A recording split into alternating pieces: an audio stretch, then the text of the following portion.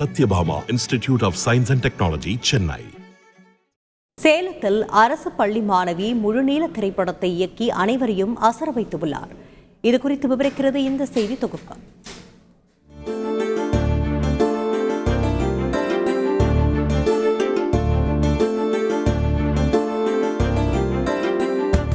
பள்ளி பருவத்தில் நம்மில் பலருக்கு திரைப்பட இயக்குநராக வேண்டும் என்ற கனவு இருந்திருக்கும்.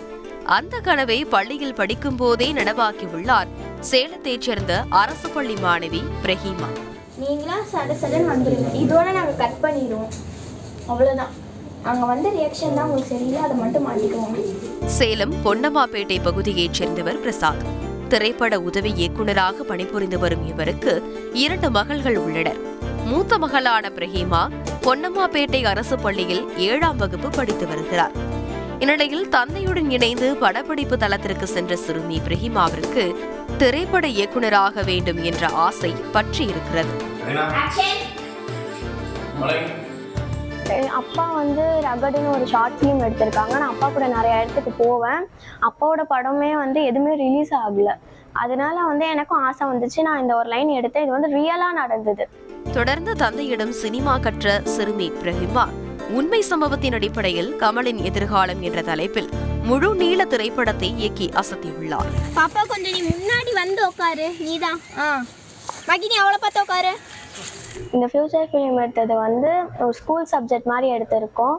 1 ரூபி வச்சு பேரண்ட்ஸ் ஹெல்ப்போட ஒரு பொண்ணு படிக்குமா, அதுதான் இந்த சப்ஜெக்ட்.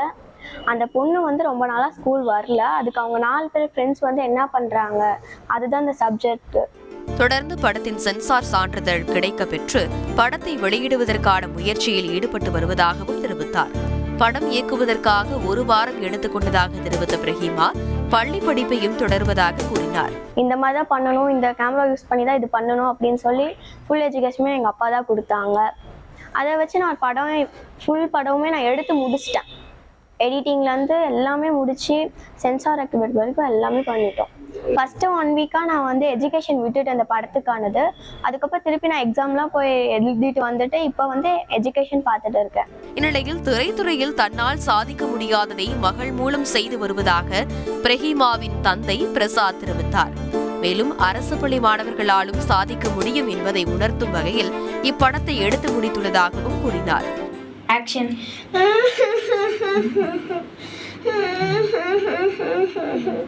அம்மாவும் அப்பாவும் என்னை வந்து கூப்பிடுறாங்க.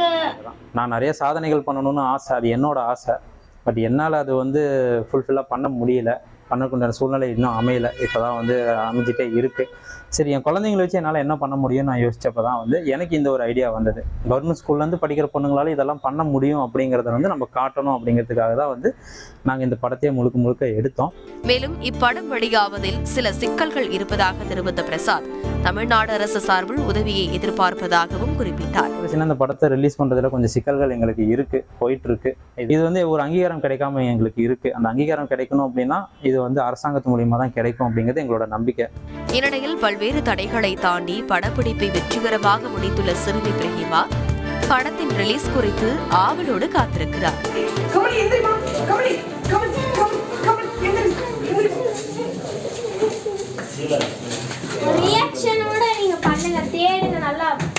அரசு பள்ளி மாணவர்கள் பல்வேறு துறைகளில் வெற்றி கொடி நாட்டி வரும் இந்த சூழலில் தடைகளை உடைத்து வெற்றி இயக்குநராக பிரஹீமா மகுடம் சூடுவார் என்பது எதிர்பார்ப்பாக உள்ளது.